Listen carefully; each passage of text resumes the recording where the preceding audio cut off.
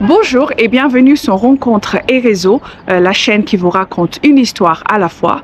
Aujourd'hui, je suis à Chamonix à la rencontre de Charlotte Escoffier. Donc, c'est la fondatrice et la gérante de MyLine, ici même à Chamonix. Et donc, amoureuse de la montagne, Charlotte a la mission en fait de rendre la montagne accessible à toute personne aux besoins spécifiques. Et donc, ça pourrait être la maladie, l'handicap, les jeunes enfants, les personnes âgées, etc. Donc, avant de la rencontrer, donc, je vous invite à vous abonner, à laisser un petit commentaire et surtout n'hésitez pas à poser des questions à Charlotte. Donc, elle sera ravie de vous répondre. Donc, moi, c'est Consolata et je vous dis à tout de suite.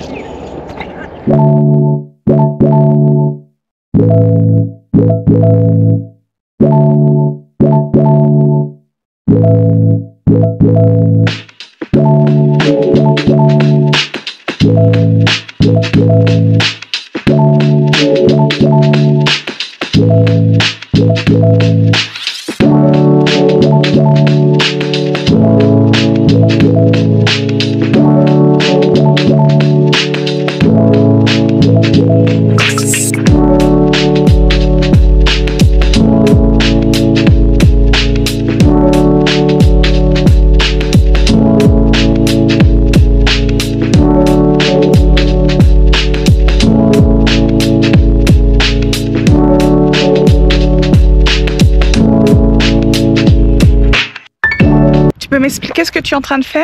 Et ben là, l'idée c'est de faire un parcours pour travailler tout ce qui est l'équilibre. Ok. Et du coup, l'idée c'est de partir de là-bas, de passer par-dessus l'obstacle sans perdre d'équilibre. Et après de faire des lancers. Et du coup, on travaille avec des jeux plutôt ludiques pour travailler l'équilibre et la perte d'équilibre. D'accord. Tu peux faire une démonstration? Une démonstration? Oui. Du coup, là, je pars d'ici. Là, j'essaie de garder l'équilibre pour passer par-dessus. Ensuite, je garde 3 secondes sans bouger, sans perdre l'équilibre. En fait, c'est des exercices faciles, mais pour certaines personnes qui ont mal à garder l'équilibre, c'est pas toujours si évident. Et ensuite, une fois que j'ai là, sur un pied, je viens tirer dans les cages. Yes. Donc vas-y, fais-nous la démonstration. Donc là, ouais, C'est ça. c'est ça. Ok. Ensuite. Là, tu restes 3 secondes avec le pied élevé. Voilà, c'est ça.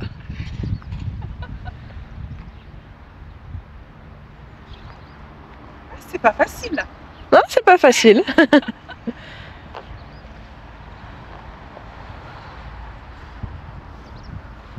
C'est bien. C'est parfait. Et ensuite, Et- tu vises. Oh non. C'est pas grave, tu as le droit à un deuxième essai. Allez. Deuxième essai. Donc ici. Joli. Merci Charlotte. Bonjour Charlotte. Bonjour. Voilà, donc merci de m'avoir accueillie. Bah, merci à toi de m'avoir proposé de venir. Voilà, franchement, je suis très très contente de te retrouver parce qu'on se connaît et voilà, c'est génial de voir ton projet aboutir et arriver à ce que tu fais maintenant. Est-ce que tu peux te présenter, s'il te plaît? Du coup, je m'appelle Charlotte Escoffier, j'ai 30 ans et j'habite sur Chamonix. Et j'ai fondé MyLine, qui est une structure d'activité physique adaptée sur Chamonix. Alors, Ok. est-ce que tu peux nous expliquer qu'est-ce que c'est une enseignante en activité physique adaptée? Et ben, un enseignant en activité physique adaptée, c'est un parcours STAPS, donc c'est un parcours universitaire D'accord. qui se fait soit en 3 ans, soit en 5 ans. On a été formé sur toute la partie sportive, mais aussi sur toute la partie médicale. Et du coup, aujourd'hui, on est enseignant, on travaille dans un objectif de santé. Et est-ce que tu peux dire depuis quand MyLine existe et quelles sont un peu les difficultés que tu as rencontrées au début et y a-t-il des changements en ce moment et comment est-ce que tu vois l'avenir de MyLine? Alors ça a commencé il y a un moment, parce que vraiment le projet il a débuté avec plein de rencontres, plein d'échanges avec différentes personnes. Oui. Il y a plein d'idées, il vient pas que de moi, il y a plein d'idées différentes. Et même encore aujourd'hui, c'est moi qui le porte, mais c'est plein de personnes qui gravitent autour pour faire évoluer ce projet. Oh, super. Et Et j'espère un jour pouvoir toutes les mettre en lumière parce qu'il y en a vraiment plein. Est-ce que tu peux nous dire un petit peu plus sur ton parcours avant MyLean et qu'est-ce qui t'a poussé justement à fonder MyLine ou MyLean, c'est comment? MyLine. MyLine. C'est en anglais, mais... Okay. Du coup, mon parcours, en fait, j'ai commencé très tôt à travailler pour des enfants en difficulté ou pour des personnes tétraplégiques en tant qu'aide-soignante. Oui. Et puis après, j'ai fait des études de STAPS avec un master en activité physique adaptée. D'accord. Et du coup, là, j'ai pu faire différents stages, par exemple, pour faire du sport dans les hôpitaux pour les enfants atteints de cancer, mais aussi pour des adultes en handisport. Et suite à ça, j'ai commencé à travailler dans l'handisport. Et là, j'ai 2 personnes qui m'ont beaucoup appris. Il y a Nicolas Gendreau et Thierry Baligan qui m'ont formé et tout appris de l'handisport. D'accord. Et donc, ce sont des personnes qui sont dans le métier? Qui sont dans le métier, ouais. D'accord. Et qui m'ont transmis les valeurs du sport et le lien avec le handicap. Oui. Et puis, suite à ça, j'ai aussi, en parallèle aussi, je me suis formée à tout ce qui était l'entrepreneuriat. D'accord. Et les projets d'innovation et comment on peut apporter de nouvelles choses en montant sa structure. Et là, c'est mon frère qui m'a beaucoup transmis parce que lui était déjà là-dedans. Ok.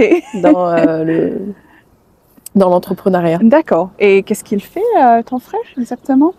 Alors là, aujourd'hui, il est plus dedans, mais c'est toutes les valeurs de comment monter son entreprise et cette ouverture à... C'est aussi possible de monter une structure.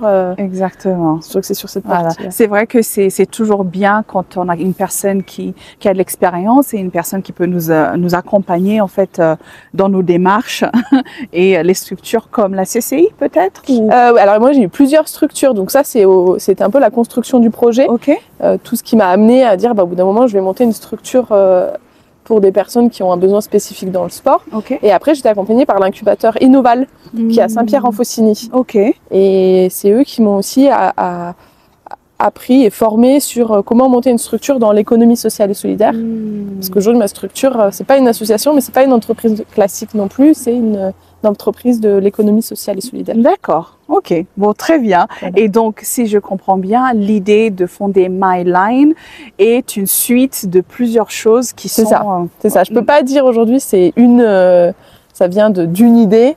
En fait, ma famille, mes grands-parents avaient déjà un centre à la montagne pour les personnes, les enfants malades et les personnes en situation de handicap. Et leur faisait faire plein d'activités et c'est un peu ça que j'ai voulu suivre. Et après, j'ai aussi vu dans mon expérience sur le terrain, en fait, qu'est-ce qui se passait et où est-ce qu'il y avait un manque et qu'est-ce qu'on pouvait apporter de nouveau. Et c'est ce que tu fais maintenant. Et c'est ce que je fais maintenant depuis 1 an et demi ici. D'accord. Et donc, est-ce que tu peux nous expliquer pourquoi MyLine? En anglais, ça veut dire ma ligne. Ma ligne. Et peux-tu expliquer un petit peu d'où vient l'idée d'appeler ce nom-là? Voilà. Ce nom-là, il vient un peu de mon sport où j'ai beaucoup fait de snowboard freeride. Et le freeride, c'est une discipline où on est face à une montagne et on va descendre en snowboard dans une montagne, mais il n'y a pas de chemin tracé. D'accord. Et le but, c'est de se dire, je regarde la jumelle, la montagne, et je me dis où est-ce que je vais passer.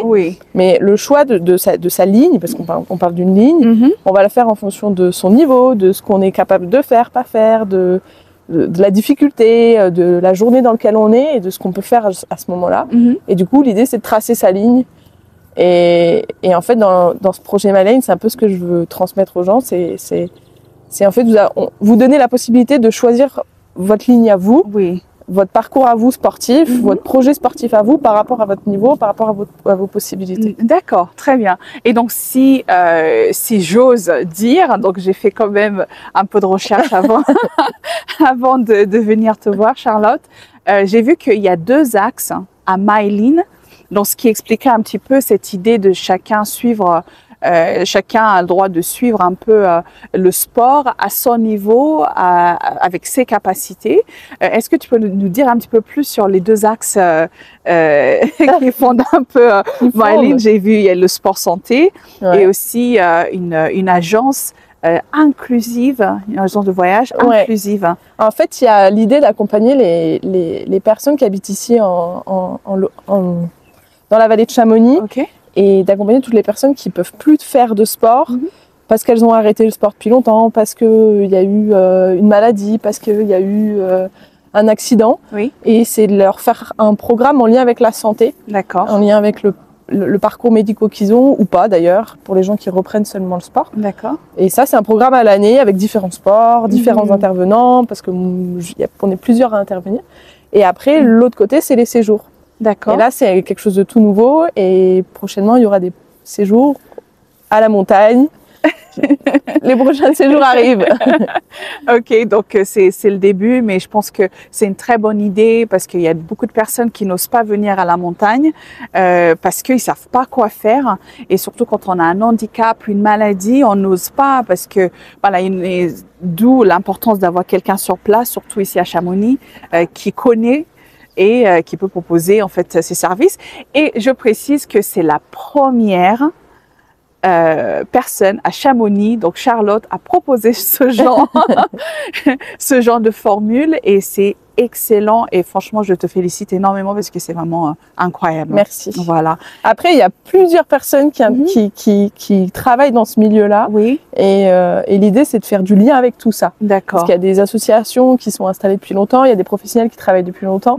Et l'idée, c'est de réunir un peu ces différentes personnes, Oui. ou d'amener des nouvelles personnes vers ce type de, par exemple, des encadrants qui voudraient encadrer ce type de public mais qui n'ont pas les compétences, de les amener vers ce type d'encadrement. Donc, il faut savoir que Charlotte est lauréate de l'appel à projet du Crédit Agricole des Savoies, et c'était en 2022, de souvenir.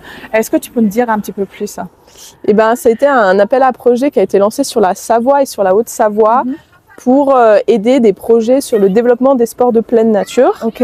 Et du coup, moi, c'était au moment où j'ai lancé la structure, et du coup, c'était l'idée, c'est de faire des séjours ou des activités qui n'existent pas aujourd'hui dans les sports pleine nature. Ok. Parce que dans les sports que je propose, il y a des activités douces, mais il y a aussi, l'idée, c'est surtout de retourner en montagne, de faire avec notre terrain de jeu d'ici, de la randonnée, de l'escalade, plein d'autres sports. Et donc, on était plusieurs candidats, et mon dossier a été retenu pour... Et ça a été pour développer ça, et du coup ça a été un énorme coup de pouce pour tout ce qui a été le lancement de la structure et l'investissement dans du matériel, dans un véhicule, pour pouvoir faire plus d'activités physiques. Donc est-ce que tu peux nous dire un petit peu plus sur le public qui ce programme est plus adapté? La personne la plus jeune que j'ai, elle a 2 ans, et la personne la plus âgée que j'ai eue, elle avait 100 ans. D'accord. Wow. Et donc c'est pour soit les enfants, les ados, les adultes, les personnes âgées, en sachant que les programmes sont bien sûr différents. Et après, c'est toutes les personnes qui ont soit arrêté le sport pour une raison, soit qui ne trouvent pas la motivation à faire du sport ou de l'activité physique, parce qu'on parle de sport, mais on parle aussi d'activité physique, ce qui est différent. C'est les gens qui ont une maladie, que ça peut être un cancer, une affection de longue durée. Oui. Et après, il y a toutes les personnes qui ont aussi eu un accident, soit un accident de la vie, accident de la route, accident en montagne, et qui gardent des difficultés à refaire du sport suite à ça. D'accord. Ou qui ont besoin d'adaptation. D'accord, très bien. Non, parce que en fait, je crois vraiment que c'est le sport et l'inclusion en fait fait partie du droit. Je suis bien d'accord. Je suis bien d'accord. Et c'est le but aussi, c'est de se dire, en fait, aujourd'hui, on travaille sur l'aide à l'emploi pour les personnes qui ont des difficultés, l'aide au logement, tout ça. Mais en fait, le loisir, on en a tous au quotidien. C'est ce qui nous fait vivre, c'est d'être avec du monde, de faire des vacances, d'aller au sport, d'avoir un rythme aussi. Et c'est là, l'idée aussi, c'est d'apporter ce loisir-là accessible à tous. Alors, est-ce que Charlotte, maintenant, tu peux nous parler un petit peu des activités que tu proposes et les formules qui existent pour que les personnes, peut-être ça va parler à quelqu'un Alors, ce que je propose aujourd'hui, c'est déjà de faire une première rencontre. Donc, c'est un premier bilan où on échange, et moi, j'explique ce qui est possible de faire dans les activités. Et les personnes me parlent de leurs besoins et de leurs freins. D'accord. Et en fonction de leurs freins et de leur motivation, je vais pouvoir voir si, moi, ce que je propose, il y a une solution qui est adaptée à ça. Ou en tout cas, d'aller en chercher une si elle n'existe pas, et de trouver un programme. Donc, par exemple, une personne qui a arrêté le sport depuis 10 ans, on va réfléchir ensemble pourquoi elle a arrêté le sport et qu'est-ce qu'on pourrait mettre en place de façon accessible, facile. Et mon objectif principal, c'est le plaisir avant tout. Voilà. essayer de faire plaisir. Après, ça peut être une personne qui aujourd'hui a un cancer et est en cours de traitement. Et ben là, il y a un gros lien qui est fait avec le corps médical, avec les médecins qui suivent la personne pour évaluer quel est le niveau d'intensité d'exercice qu'elle peut faire et de voir et d'expliquer aussi quels sont les bénéfices à faire de l'activité physique pendant qu'on est en traitement, par exemple pour diminuer les effets secondaires. Voilà, il y en a plusieurs. Donc ça, c'est un autre exemple. Ou ça peut être un adulte qui a eu un gros accident et qui peut plus faire de sport. Mais comment on peut adapter? Ou des personnes âgées qui aujourd'hui sont en perte d'autonomie. Et là, on parle moins de sport, on parle d'activité physique. Et là, on a plein d'activités physiques à faire pour que les personnes gardent une autonomie. Ok, donc tu crées en fait un programme sur mesure en fonction des besoins des personnes. Oui, c'est tout sur mesure. Ok, parfait. Et après, il y a des cours en individuel, des cours en collectif. Ok. Mais même dans les cours en collectif, c'est par petits groupes. D'accord. Et l'idée, c'est quand même de travailler sur un objectif commun, mais en prenant en compte les besoins de chaque personne. Donc, une autre question, Charlotte. Où est-ce que ça se passe, ces activités? Mais est-ce que tu es juste basée à Chamonix? Alors, je suis basée de Valorcine jusqu'à Servoz. Et mes activités, c'est soit en extérieur, donc on peut aller un peu de partout en extérieur, soit dans une salle de sport qui est dans le centre de Chamonix, qui s'appelle le 48, ou sinon c'est à domicile. Et les trois sont possibles. D'accord. Et ça dépend. Ça dépend vraiment de ce que les personnes souhaitent faire, des besoins, des groupes, des périodes. Voilà. Charlotte, autre chose que j'aimerais bien que tu nous parles un petit peu, c'est vrai que tu travailles avec plusieurs publics, comme tu nous as expliqué, des personnes qui sont malades ou des handicaps physiques ou aussi des personnes qui ont arrêté le sport. Voilà, exactement, les gens qui ont arrêté le sport et aussi, pareil, des choses qu'on voit pas, l'handicap qu'on voit pas, etc. Donc, en fait, c'est assez varié. Et quels sont les conseils que tu peux donner à une personne qui n'ose pas justement faire le sport, mais est-ce que c'est possible aussi de les mettre en lien avec des spécialistes de la santé? Comment ça se passe? Parce que je pense que ce n'est pas que le sport que tu proposes, mais d'autres... En fait, je travaille en lien avec les autres professionnels de santé. Donc l'idée, c'est que soit la personne, elle me contacte et ensuite elle va voir son médecin traitant, ou soit elle voit son médecin traitant et elle peut en parler directement avec le médecin traitant. Parce qu'aujourd'hui, les médecins peuvent prescrire du sport sur ordonnance. Ah, super. Et du coup, l'idée, c'est de discuter avec le médecin, de se dire, je vais pas aller faire un programme de sport intensif, mais de dire, je vais faire une reprise d'activité physique tranquille, à mon niveau, en me faisant plaisir. Et petit à petit, on travaillera sur d'autres objectifs. Et du coup, c'est un lien avec les médecins, mais c'est aussi un lien avec les kinés. Et c'est un échange un peu continu avec un aller-retour avec les professionnels de santé, si les personnes l'autorisent, si les personnes en ont envie, pour qu'il y ait un parcours de soins qui soit global et qui soit pris en compte. Qui soit pris en compte dans le côté sportif, mais aussi dans le côté médecin et santé. Et après, c'est aussi, si jamais il y a d'autres blocages, c'est en parler avec les professionnels de santé. Parce qu'aujourd'hui, les médecins ont la possibilité de prescrire du sport sur ordonnance. Et ça, c'est aussi, en discuter avec les médecins, c'est du sport, mais c'est aussi de la santé. Et tous les professionnels de santé, que ce soit des kinésithérapeutes, des infirmiers, des aides-soignants et des médecins, on discute avec eux pour passer le pas. Vu que c'est prescrit par les médecins, est-ce que c'est remboursable? Eh ben alors, il y a une partie qui peut être prise en charge par les mutuelles, parce qu'aujourd'hui les mutuelles remboursent de plus en plus l'activité physique. Mais ça, c'est deux choses que on peut voir. Et après, je travaille avec pas mal de partenaires qui proposent des aides pour avoir des programmes plus accessibles au niveau financier quand le financier est une problématique. Et je cherche en continu des nouveaux partenaires pour travailler ensemble et puis pour rendre l'activité de plus en plus accessible à tous. D'accord, très bien. Donc, est-ce que tu as, on va dire, l'équipement nécessaire pour faire, j'ai vu, parapente par exemple? Alors, il y a plein d'activités que je fais moi. Après, il y a plein d'activités que je fais faire avec d'autres intervenants. On fait du travail, on travaille de co-encadrement ou du travail d'encadrant par d'autres professionnels. Et il y a eu du parapente, il y a eu de l'escalade, il y a de la randonnée. Mais il y a aussi des activités douces comme de la petite marche, du renforcement musculaire, de la danse. Le ski? Le ski. Après le ski, il y a beaucoup de personnes qui font ça déjà très bien. Et du coup, je le laisse à ceux qui font ça déjà très bien, le ski. Très bien. Et donc, est-ce que cela veut dire que tu es ouvert toute l'année ou est-ce que c'est que des saisons? Alors, tout ce qui est l'accompagnement pour les personnes qui habitent dans la vallée, ça va être de septembre jusqu'à juin. D'accord. L'idée, c'est de faire un accompagnement continu, mais que ça garde aussi un certain rythme où on n'est pas toutes les semaines en train de faire de l'activité, mais par contre, il y a un suivi sur l'année. D'accord. Voilà. Et après, il y a des activités ponctuelles, des découvertes pendant les vacances, il y a des stages. Ah. Des stages pour les enfants, bientôt pour les adultes. D'accord. Et bientôt les séjours. D'accord, très bien. Non, mais c'est vraiment excellent parce que ça se voit que tout est bien pensé et que voilà, tu continues quand même à te développer et c'est très bien parce que il y a que en faisant le métier qu'on arrive à voir des choses qui manquent, des choses à améliorer et ça te permet en fait d'aller encore plus loin.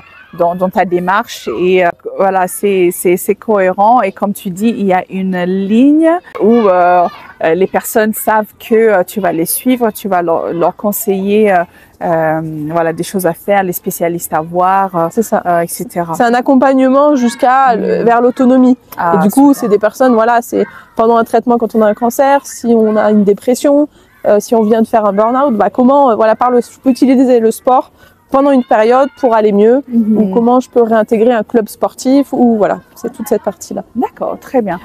Donc, est-ce que tu peux nous parler un petit peu de ton objectif? Quelle est ta mission, Charlotte, avec MyLine? L'objectif, c'est en local, d'apporter des nouvelles solutions qui n'existent pas. Ok. C'est pas de faire des offres qui sont déjà ici et que des personnes font très bien sur Chamonix, Oui. mais c'est d'apporter des nouvelles solutions, des nouveaux projets sportifs, des nouveaux programmes sportifs. Et de le faire à mon échelle, à mon niveau, ici sur le territoire. Après, un objectif qui est aussi dans ce programme-là, c'est de travailler sur la santé. C'est de se dire, je fais du sport en me faisant plaisir, mais le but, c'est d'améliorer sa santé. Oui. Soit sa santé physique, avec les programmes qui sont vraiment spécifiques par rapport à une pathologie, un programme spécifique. D'accord. Par rapport aux études qui sont sur quelle intensité il faut faire pour diminuer le risque d'une maladie ou d'une récidive. Oui. Et aussi tout ce qui est la santé psychologique et sociale. C'est vraiment le global des trois. Ok. C'est pas juste faire du sport pour le physique, mais aussi pour toutes les bonnes choses que ça apporte au niveau psychologique et social. D'accord. Et voilà, je pense que quand même le mot-clé ici, c'est l'inclusion de toute personne. Voilà, peu importe que ça soit comme tu dis, voilà, donc le lien social, que ça soit se sentir mieux dans son corps. Ouais. Des personnes ça fait longtemps qu'ils n'ont pas fait de sport et ils savent pas par où commencer. Et la maladie, etc. Donc, et tu me parlais aussi de la maladie un peu invisible. Est-ce que tu peux en dire un petit peu plus par rapport à ça? Eh ben, il y a tout ce qui va être l'handicap un peu physique où des personnes vont avoir du mal à se déplacer et là c'est visible. Et puis il y a les handicaps invisibles, c'est toutes les maladies, toutes les personnes qui ont eu un changement et qui peuvent plus faire comme avant en fait. Oui. Et ça, le problème, c'est que ça se voit pas physiquement, mais au quotidien, c'est très handicapant. Oui. C'est pas toujours reconnu, c'est pas toujours compris par les proches. Et même des fois, pour pratiquer une activité physique, c'est des difficultés. Et ça peut être des blocages psychologiques qui empêchent. Ça peut être de l'anxiété, des peurs, mais aussi un handicap, une maladie invisible qui se voit pas au quotidien, mais qui empêche de faire comme tout le monde au quotidien. Est-ce que tu peux dire que c'était un peu compliqué justement de lancer la structure et quelles sont en fait des choses qu'il fallait faire dès le départ pour monter cette structure? Donc bien sûr il fallait avoir voilà, on va dire la formation pour commencer et aussi être entouré des personnes qui connaissent très bien le métier, mais comment est-ce que tout le projet s'est déroulé après la décision en fait de commencer MyLine? Eh ben oui, du coup il y a une partie où ça a été vraiment d'être accompagné pour tout ce qui était toute la partie création d'une structure, d'une entreprise où c'est compliqué. Donc là il y a plusieurs organismes qui existent. Et après, une fois qu'elle a été créée, c'était de se dire comment je continue à la gérer. Donc de continuer à se former sur cette partie de gestion en continu. Oui. Qui est importante parce que des fois notre cœur de métier il est autre que la gestion d'une entreprise. Oui. Mais la gestion d'une entreprise fait partie de mon métier à part entière. Et du coup il y a ces deux volets-là à cohabiter. Qu'est-ce qui te motive pour tous les matins te lever et venir au service de toutes ces personnes? Je pense qu'il y a deux choses. La première c'est c'est l'injustice qui m'anime et qui du coup j'ai envie d'être utile à mon niveau, de me dire comment on peut rendre des choses un peu plus justes sur des inégalités. Et après la deuxième, c'est de voir que les programmes ont un impact sur la santé globale, comme je disais, physique, psychosociale des personnes. Et du coup ça me motive à me dire il y a du sens à faire ces programmes sportifs et à les développer encore et à aller chercher des nouveaux partenaires avec qui travailler, des nouvelles activités sportives pour que ça soit encore plus accessible au plus grand nombre. Les challenges. Les challenges, Alors il y en a eu beaucoup des challenges. Aujourd'hui, les challenges, il y en a, je pense, il y en a une par semaine, une par mois, que ça soit des projets que je pensais faire et qui finalement sont difficiles à faire, ou inversement des nouvelles opportunités, des nouveaux projets qu'on me propose que j'avais pas prévus, et là, comment j'y monte, des partenariats qui sont construits ou qui ne se sont pas construits. D'accord. Et au quotidien, c'est un challenge un peu tout le temps sur moi, sur les travaux avec les autres, comment je construis les projets, Voilà, ok. Après, je pense que le plus important, c'est prendre le risque et tu es un peu dans l'objectif d'évoluer, de proposer de nouvelles choses, de s'améliorer au quotidien. Et c'est ça, en fait, qui fait que l'entrepreneuriat n'est pas chose facile, mais du moment où on se lance et puis on pousse et on fait notre mieux pour surmonter tous ces obstacles, c'est le plus important. Enfin, je suis convaincue de l'utilité, de la finalité. Après, par quels moyens, quels seront jusqu'où on pourra aller dans ce projet-là, je sais pas. Je sais pas et j'ai hâte de savoir quel projet pourra être mis en place et ceux qui seront difficiles. Mais c'est important de savoir que c'est énormément de démarches quand on entreprend. Quels sont les conseils que tu peux donner à une personne, une jeune fille, un jeune homme qui, comme toi, aimerait bien se lancer et n'ose pas justement se lancer dans l'entrepreneuriat? C'est dur. Je sais pas si je peux donner un conseil parce que je sais pas si ce que j'ai fait était une bonne chose. Mais un conseil, je sais pas. Moi, je dirais de se faire entourer.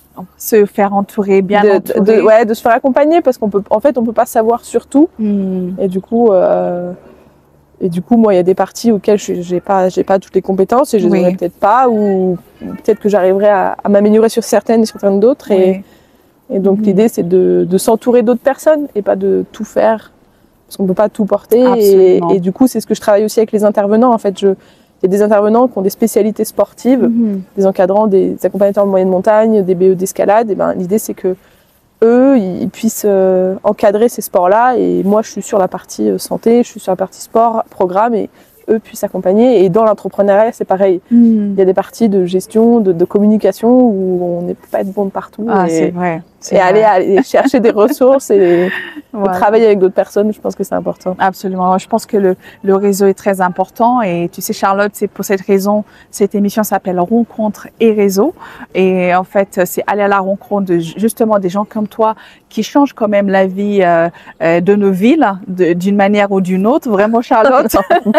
Si, quand même. Parce que il faut vraiment des gens comme toi qui poussent d'autres personnes qui se croient pas capables de par exemple faire du sport, reprendre du sport, ils n'ont pas assez de confiance en eux et en fait tu leur redonnes le sourire, tu leur redonnes quand même la confiance et donc justement il faut dire qu'on a besoin en fait des personnes comme toi et je te félicite énormément pour ce projet que j'ai vu naître. C'était vraiment au niveau de comment du début de l'idée et aujourd'hui, 3 ans après, la concrétisation de ton projet. Donc, bravo. Merci à toi, Consolata. Donc, où est-ce qu'on peut te retrouver? Comment est-ce que les personnes peuvent te contacter? Alors, je crois que le premier contact, c'est d'envoyer un mail ou de téléphoner. D'accord. Parce que c'est l'échange qui est le plus naturel, facile. Le plus facile pour discuter des besoins et il n'y a pas d'engagement, il n'y a rien. Voilà, c'est juste de se dire, j'ai ce problème-là. Est-ce qu'il y a quelque chose qui peut correspondre à mon problème? Et sinon, après, pour avoir plus d'informations, c'est sur les réseaux sociaux, sur Instagram, sur le site internet, principalement, qui s'appelle my-line.fr. D'accord. Et sinon, je suis sur Instagram. Ok. Voilà. pareil, myline.chamonix. Voilà, c'est ça. Ok, très bien. De toute façon, vous allez retrouver tous ces contacts sous la description et n'hésitez pas à la contacter. Et si vous connaissez quelqu'un qui a justement besoin de ces services, n'hésitez pas à appeler ou écrire un mail à accueil@my-line.fr. Ok, donc Charlotte, tu sais, cette émission s'appelle Rencontres et réseaux et l'idée c'est que à la fin de chaque épisode, je demande aux intervenants de me suggérer d'autres personnes à qui je dois aller voir voilà, par ici. Et donc, est-ce que tu as quelque chose pour moi? Eh ben, merci déjà Consolata de m'avoir permis d'expliquer ce que c'était MyLine. Et tiens, j'ai le plaisir de partager le nom des personnes qui m'ont inspiré ou aidé dans le développement de ce projet. Ah, c'est parfait. Merci beaucoup Charlotte, en tout cas, de m'avoir accueilli et d'avoir raconté ton histoire qui est juste incroyable. Et donc, voilà, si votre nom figure là-dedans, je vais vous contacter très prochainement et je serai ravie de venir raconter votre histoire à vous. Et voilà, en tout cas, je te remercie, Charlotte. Merci à toi, Consolata, de m'avoir accueilli, accordé un peu de temps. C'est vrai que, voilà, tu as beaucoup... Non, c'est un plaisir de travailler et d'échanger avec des personnes du coin. Oh bah c'est super, très bien. Et donc si vous aussi vous aimeriez bien faire partie de l'émission et raconter votre histoire, n'hésitez pas à me contacter sur rencontre.réseau29@gmail.com ou sur Instagram et pareil pour TikTok. Donc je vous dis à très très vite et merci encore Charlotte. Merci Consolata, à bientôt. Bye.